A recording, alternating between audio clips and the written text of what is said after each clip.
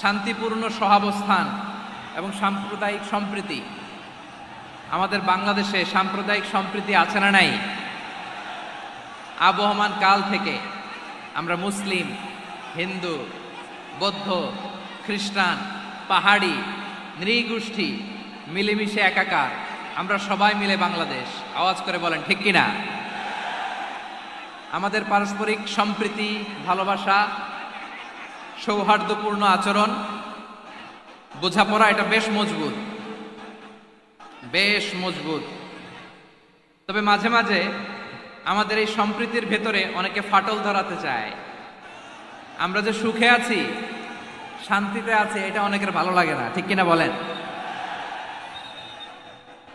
আমাদের মধ্যে সাম্প্রদায়িক সম্প্রীতি, সৌহার্দ্যপূর্ণ আচরণ, ভালোবাসা এটা আবহমান কাল ধরে আছে। তার প্রমাণ আমরা তাফসিরুল মাহফিলের আয়োজন করলে আমাদের হিন্দু ভাইরা ডিস্টার্ব করে না, ঠিক কিনা? এবং আমি যদি বলি হাত তোলেন, হিন্দু ধর্মের কারা কারা এসেছেন, কত শত কত হাজার যে হাত উঠবে, আপনি অবাক হয়ে যাবেন। আমি চাচ্ছি না হাত উঠাতে।